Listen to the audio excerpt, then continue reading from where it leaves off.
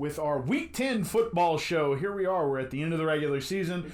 Got some folks interested in the playoffs, looking to make a good case here in Week 10. We're going to talk all about that. I'm here with Mr. Rob DeArmond on the viewer's left and Mr. William Weathers on the viewer's right. Good morning, gentlemen. How are you? Good. Doing well. Good. Glad to hear it. We had some breaking news last night, Tuesday night. We're actually going to come to that at the end of the show. So if you're here for Bill Conides drama, it's coming at the end. First, we're going to stick with really, the big time story this week, which is Walker and Zachary playing for a district championship. First chance for Walker's district championship at a 5A level. First competition for a district championship period in almost 3 decades. So, Mr. Weathers, we're going to let you take it away. 7-2 Walker, 4-0 in district versus 6-2 Zachary, 4-0 in district. Let's hear it. You just love it when the schedule makers get it right. They made Week 10, Walker as Zachary for the marbles. I mean, how much better can the script be written where you get a upstart program that has made a coaching change in March and here in November. Now the guy's got a great, tremendous, championship pedigree that Coach Haffey brought with him. Kids bought in, and they were 1-2.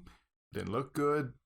Continue with the process. Won 6 in a row, obviously 4 in district, and here they are. And the ironic thing is, they're in the exact situation again this time last year. Not they were competing for a district championship, they were 7-2 despite the upheaval of having a coaching change to their credit and lost at Central. So Week 10 a year later is now they're going to Zachary with a chance to win the first district championship. These kids weren't even born the last time this has happened. The chance they won in 1990. So it just says a lot about having had a lot of recent history. This class of 2019 can make their own. And as you mentioned, it'd be the first time at the 5A level. So a lot going on. They have at least locked up a home playoff bid with their seeding in the top 10. They will not fall obviously below 16. So that would give them 2 years in a row to host. So a lot of good things, a lot of things are riding on the line, and they've got to go down and take down the King. The King is they have not lost a district game since 2016, and obviously on a better level, they've won the last 2 state championships. So what better way to measure yourself in your progress than going to Zachary and taking on the challenge. So let's talk about the overall 32,000 feet of this game. One of the things you said when we talked in the pre-show is, one of the things that's being preached by Mahaffey is you got to play the game, not the name. And of course, those of us in here who watch LSU, that sounds a lot like Alabama. And in this case, you mentioned it. I mean, you're talking about a pedigree here with Zachary. So tell us a little bit about, there not a whole lot of secrets here. Both teams have kind of played it all out. So coming into this game, I mean, this is, probably the way Coach Mahaffey's presenting it is it's a lot of mental. So tell us about the way he's prepping his team for this game that way. Yeah, he used an example, early in their career when they got rolling at university. One of their first state championship appearance was against John Curtis, and obviously we know what they stand for at 27 or 8-time state champion.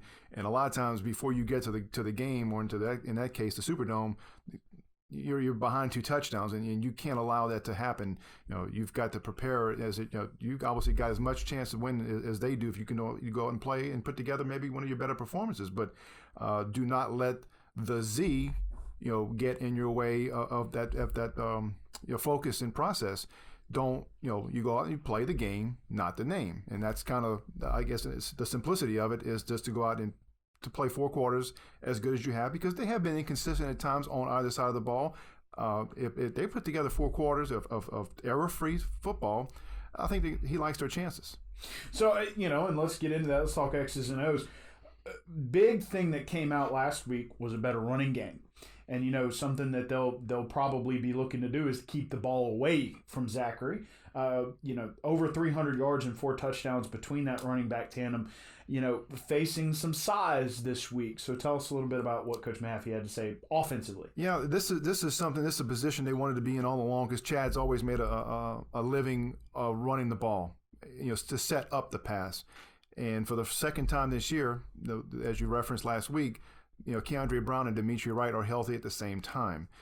that means a world of difference to that offense. In producing over 300 yards of offense, you're able to control the clock. You can move the chains. You got 4 touchdowns rushing.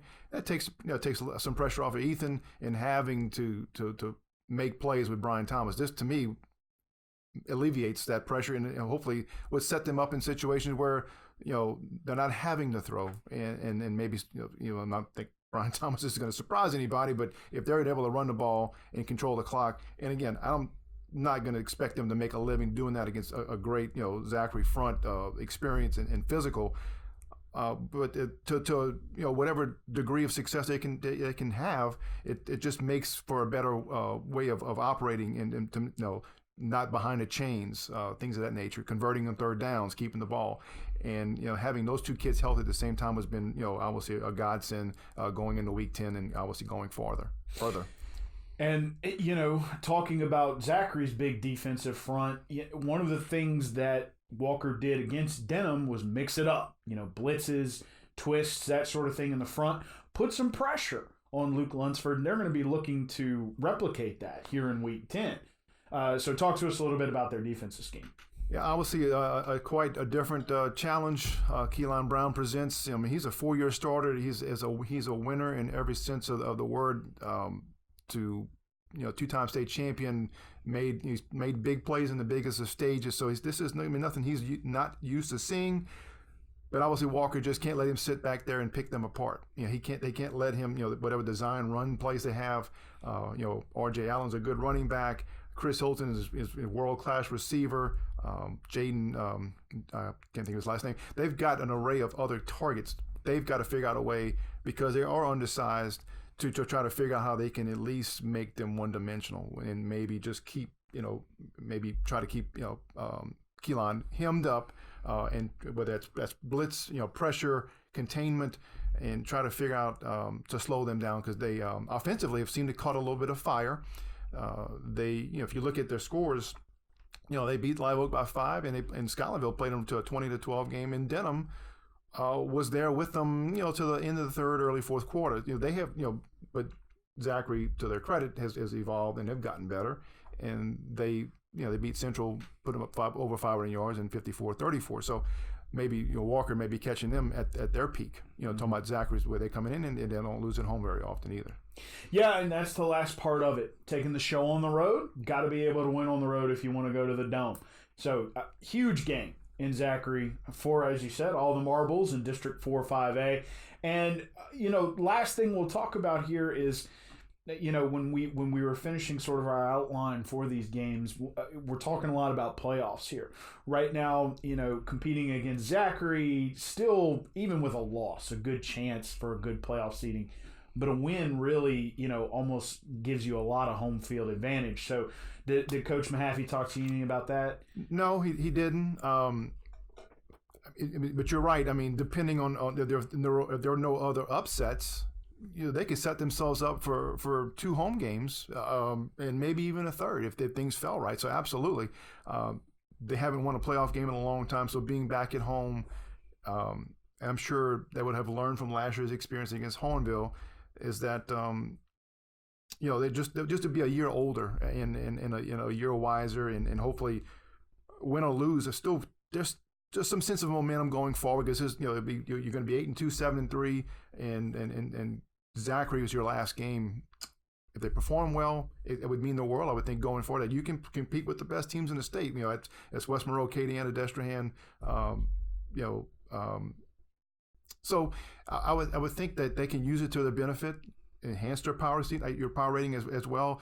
And if they were to compete well and they came up short, I still think that means, look, we're not that far, and we can compete, and let's try to extend this season going forward. So they're going to be at home for at least a game. If things fell right, maybe 2 or 3. Well, huge game in Zachary this Friday as Walker takes their show on the road. Jumping into 2A football over here with Mr. Rob, we got another team who is at least looking for a share of a district title. Tough setback last week to St. Thomas.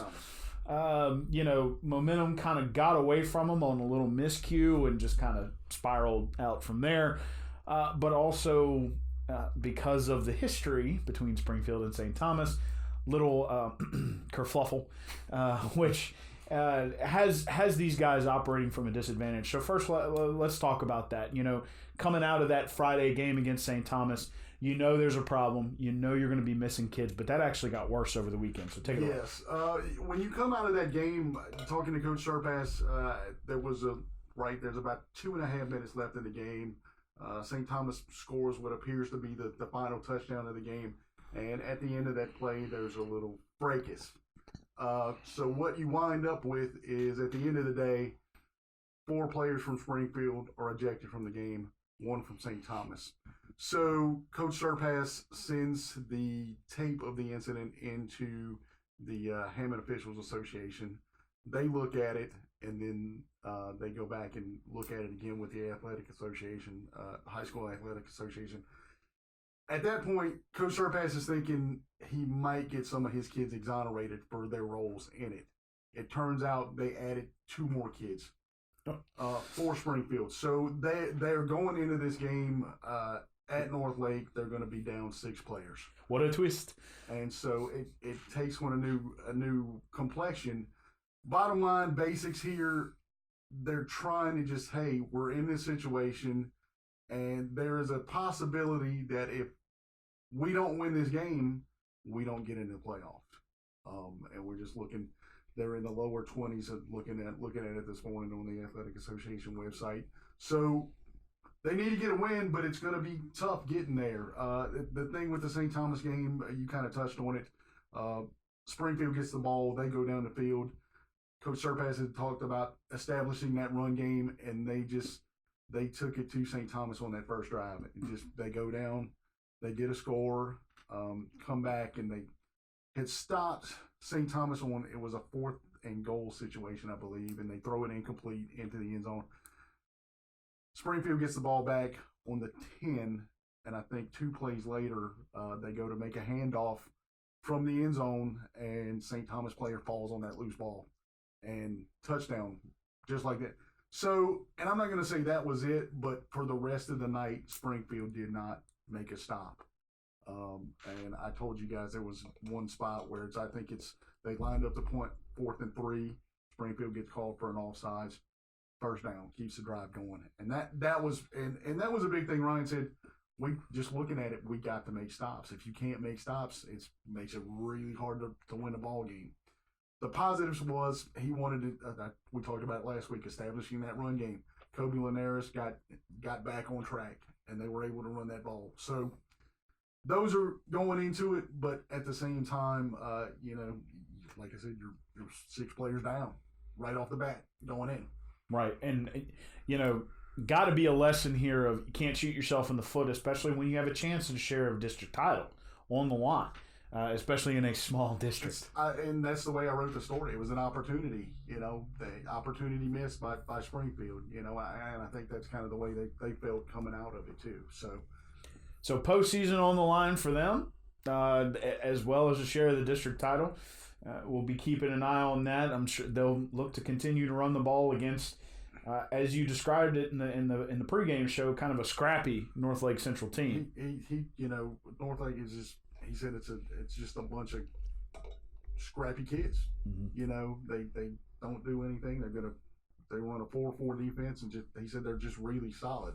The thing on offense that they do, he said sometimes they'll come at it, a wildcat, and then they'll go to a spread formation, and that could be back-to-back plays. So what they have to be aware of is, okay, what are they doing at this point? Mm-hmm. And what may make it a little bit tougher is, some of the kids they lost are defensive players. So you may have some younger kids coming in who might not be used to that kind of thing. So that's going to be the interesting adjustment there in trying to get in. And it's just, like I said, at this point they're trying to extend the season, but they also know that if they don't win, there's a possibility they could be outside looking in. Right. And I mean, as we've talked about before, it's the same thing with ejections as it is with injuries to a football. Yes. And the next man up may be a freshman. And, you need everybody, and we've seen that during the course of the deal. And if anything, those younger kids are playing, a week earlier than maybe they wanted to, instead of waiting until next year to play them. Next year might be this week for them. So right. Well, thank you, sir. And of course, we'll be keeping an eye on Springfield and North Lake. They again, Springfield's after a sheriff district title, 4-5, 1-1 in district. And a lot on the line here in Week 10. St. Thomas is in the driver's seat, though they have not lost a district game, so it's that's not like that's many, but yeah, but I mean, we preached on this from day one. Yeah, you have to make every one of them count. Yep. And they finally got into it and made the first one count and just kind of let the second one slip away. It's kind of out of their hands, too. So, because if St. Thomas wins it, they'll be outright. Right. So, it's all they can do right now is just go win the game. Got to go win the football game. And that will take care of everything else for them. Cut and dry. Well, thank you, sir. We will come back to you because Albany will be taking on Hannon in their district game. But want to jump back over to William. We're going to talk about Live Oak versus Central. Now, this is an interesting matchup, especially considering the history coming in last year. Central jumped all over them. Right now, Live Oak 6-3, 1-3 in district after a real strong start to the season. Central is 7-2, 2-2 in district. And I just touched on it, so I'm gonna let you take it away with, Coach Brett Beard saying, "Got to start better." That's among the checklist. They were leading 7-0 in last week's game against Scotlandville, and just could not add to it. Had a lot of trouble. And to Scotlandville's credit, they were difficult to run against as the game went along. But they also picked up a fumble and also had an interception and were able to cash in on any of the turnovers that they had last week. So definitely do not want to have to dig out of a 21-0 hole like they did last year. And again, this game was at home. Central, Sam Kenderson, one last time. They probably won't be too upset when he graduates this year. That he's difficult to deal with.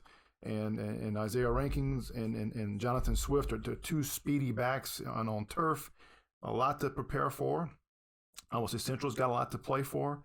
The other side of that is that Live Oak's at home for the first time with the opportunity at senior night. It's a 28 to 30 member senior class, so a really big senior class that was part of the historic run in 2017 when they went to the quarterfinals. They haven't done, in Coach Brett's definition by what have you done in your time here to leave a signature win. No better time than that now. So it's your senior night. What better time to pick that up? 7-3, school record for regular season victories, and enhancing your PowerPoints. They a swing here where a win gets you in the high 20s and a little bit more favorable matchup, obviously on the road, versus you drop this one and you'd be lower in the 20s and maybe a more difficult road game somewhere else. So you can definitely help themselves. So there's no shortage of what's to play for here. And 7-3 coming off of a win, going to somewhere else, just a much better feeling than a year ago where they really limped into the playoffs and gave a good account of themselves at Acadiana, but it was just kind of just not the way you want to go into the season. So they had a lot to play for. And I would think it starts with the senior class wanting to go out and have that signature win that Brett's been looking for from this group this season. Right, and as you mentioned, the chance to get that 7th win, which is a regular season record for the school. Talking a little bit about X's and O's, you've already used the word several times, speedy. They're going to have to contend with some speed on turf on Friday night. So I'd imagine that a lot of that is going to deal first and foremost with contain. Yeah, and to their credit, Live Oak's run defense has been unbelievable. They still, I don't have it in front of me, have not given up. And they're giving up like less than 30 yards a game rushing. That will definitely be put to the challenge this week for the reasons you just mentioned, because they give you a lot where they do run between the tackles, but they'll make a living going outside and with Kenderson on the edge, and Jonathan Swift is really, really speedy. And they have some threats on the outside where they do like to throw the ball. Kenderson actually is a receiver, and they have a package. So you put him on one-on-one coverage, or you have to account for him as a receiver. He's the challenge. So this will be, the foundation of any type of success will be predicated on how they play defensively, and then of course, conversely, controlling the ball, making first downs. There's no huge secret. and hopefully, not turning the ball over, which, at times, like I said, they forced 2 turnovers last week, but just did not do anything with them. So I'm interested to see if they can put something together where, and the key is, and Brett said after the game, if we can get to 2 scores, can we get to 14-0 or 21-7? They become a much difficult team to contend with, and now because if they do try to do the clock management and try to change, with Key Hawkins and sustaining drives. Well, that's when you're contending with speed. If you can hold on to the ball, get ahead and hold on to it, it's hard to keep you in the corner. So again, 6-3 Live Oak looking for that single season record. We'll be hosting Central. It's going to be it's big senior night. Probably going to be another big crowd up there in Watson. So get there early, as we mentioned in the past. I'm going to jump back over to Rob, and we're talking Albany and Hannon this time. Albany 5-4 had a couple of tough district losses. Comes back with a break with Beauchesne. Kind of figures them out, But really, when we were talking in the pre-show, when Coach Mike Janis spoke to you, it's focused on that playoff win, but you got to take care of business. So take it away. Exactly. Against Beauchesne, I'm looking at some notes that I took last week. 6 turnovers, including a fumble on a 2-point conversion. So it's one of those things where maybe they felt like they could have put some more points on the board. They win 21-7, and he also, he called it, and I will direct quote here, mental lapses in judgment, and I'll use the quotation marks. You guys are going to see it, quotation marks. He said a lot of that had to do with unfamiliarity with Beauchesne and maybe some, just emotion of the kids playing on senior night. The goal for them right now is he's talked about getting that first playoff win in school history, and a win here would also get them to, 500 and 2-2 in district. And, he brought up the point, hey, we didn't win a district game at all last year. So that would show that's a little progress. The other part is where at this point you're looking to boost that PowerPoint rating. And if you guys know Mike Janis, he's calculating this stuff. I went in and talked to him, and he's sitting there with sheets of paper, and he's like, this is for us, worst case scenario.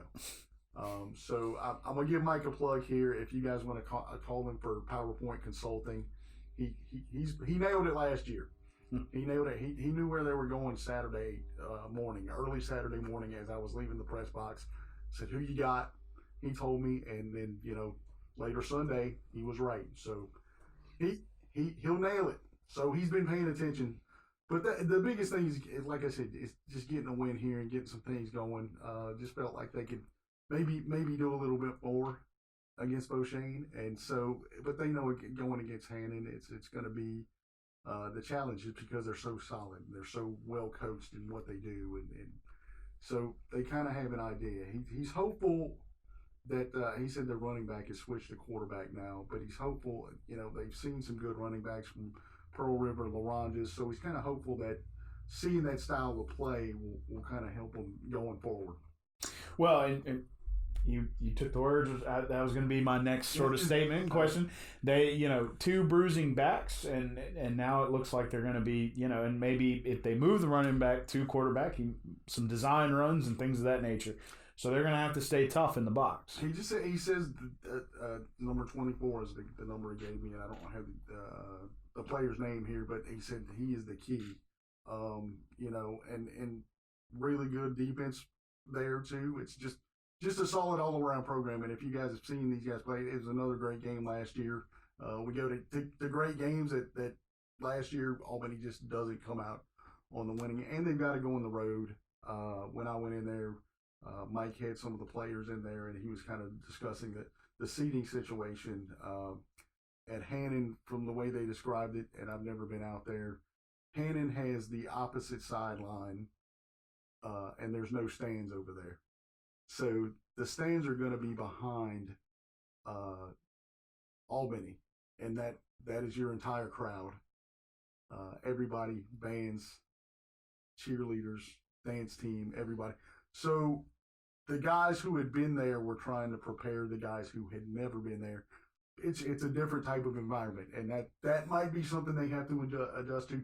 They were just making them aware. And these are things that you don't think about when you're watching those X's and O's on Friday, but things they want to give them an idea of, hey, this is part of the deal, part of the experience of playing at Hannon. And it is an interesting atmosphere. They are going to have to deal with it. I've covered a game there before. It's pretty fascinating. Jumping back over, last game we're going to talk about here, probably more so about the coaching situation than anything else. Got just a few minutes left. First let's talk about Denham's got Scotlandville. As Coach Bill Conides has said, this is, how are these kids going to respond? How are they going to go out, both to being 1-8 and him leaving? So let's quickly talk about the game real quick after, hanging with Walker for about 3/4, and then Walker pulled away last week. Yeah, it seems like for the most part a reoccurring theme. Play well to a certain extent, and then just I guess give Walker credit for pulling away. Luke Lunsford, they got the passing game going again. There was over 300 yards of which apparently could have even been better if not for some drops. And again, another reoccurring. Just a team that just has not executed at a high level for long enough in games. And the end result is what you see: 1-8, 6 straight losses, and the end of the coach's 3-year tenure at the school. He's not really looking for a win for the Gipper moment. He's never tried to maybe be part of the spotlight. He's always wanting to hopefully kids to go out and if it inspires them, so be it. That's not his intention. It's as much as to hopefully just lead them to one last good moment. It's been a while since they won a game. To have their senior season for the seniors, it's again a 26-7 member class to have one final victory with the alma mater with the band one last time to hopefully be their last snapshot of their season.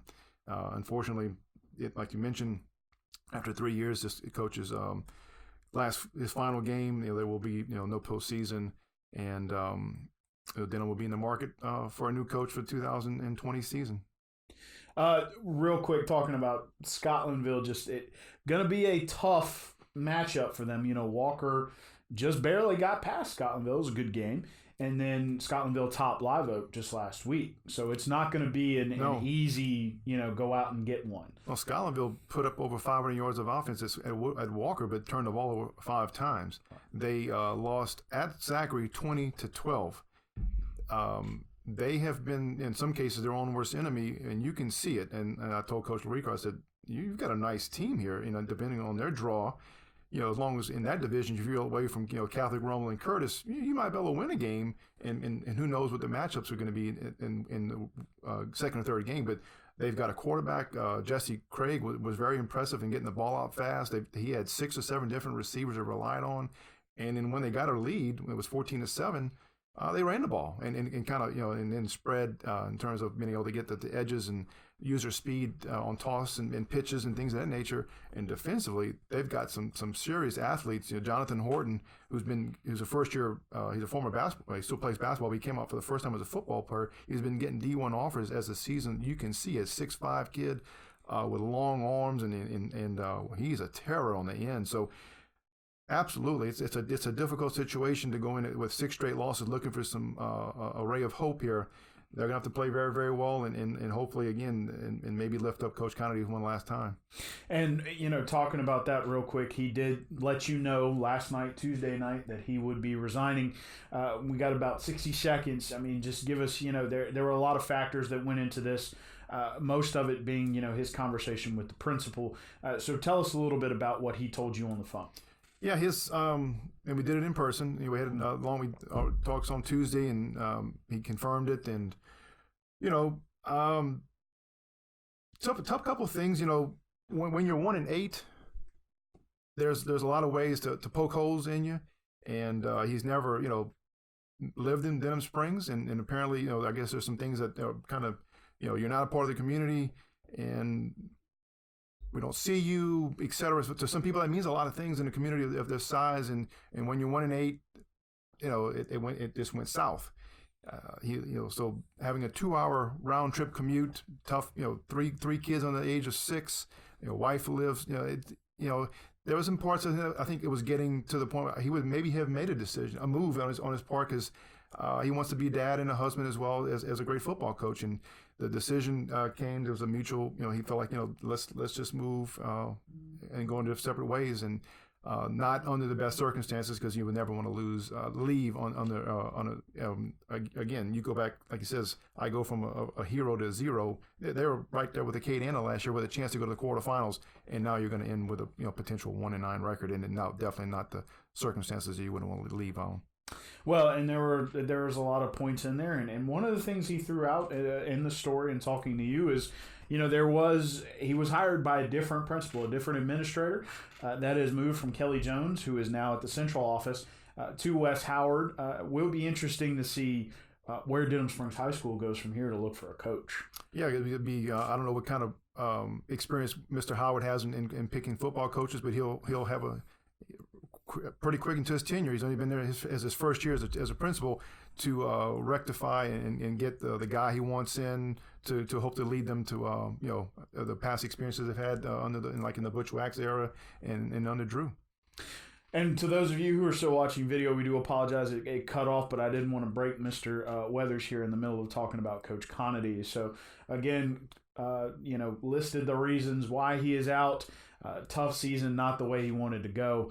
But here we be, and they'll be looking to try to lift him up one more time on the road at Scotlandville, who is, as you mentioned, looking for power points and playoff position. So it's going to be a tough contest over there with athletes on both sides. Absolutely. Of the ball. Gentlemen, as always, thank you for joining me. This is our Week 10 show, so the regular season is wrapped up. Next time we come together, we'll be hoping to do a playoff show with some of these coaches individually, those who make it. Right now we're looking at Walker and Live Oak, maybe Springfield if they pull it off, and Albany as well. So it'll be interesting to try to get with those coaches and talk with them. As we mentioned, Denham will not be participating in the postseason. So for those of you who have joined us for all 10 weeks, or 9 actually, I think we missed week 1. Thank you for that. We do appreciate it. We have tried to get better as we went along. I think we got a little more comfortable with it. I don't know if y'all agree. I think we're getting there. We're getting there. We're getting there. We're getting there. We got playoffs, so we get better. Yeah, there you go. More chances. Let's do it every week. We get more shots. We'll talk about football in the offseason. So for those of you who joined us, thank you for that. We do appreciate it. Thank you both again for joining us again. Mr. Rob DeArmond is on the viewers' left. Mr. William Weathers on the viewers' right. And we will be coming at you. Remember, you can always follow us on Facebook and Twitter on Fridays. We post the scores there. And, of course, all this stuff starts rolling out Friday night. About 10 o'clock is when you'll start seeing some of the initial. And then we roll out a hub courtesy of Mr. Rob DeArmond on Saturday morning. Thanks again, and we will be back at you maybe this weekend, depending on what kind of coaches we can wrangle in, to talk about playoff seedings. And then we will be back at you next Wednesday to talk about matchups. See you next time.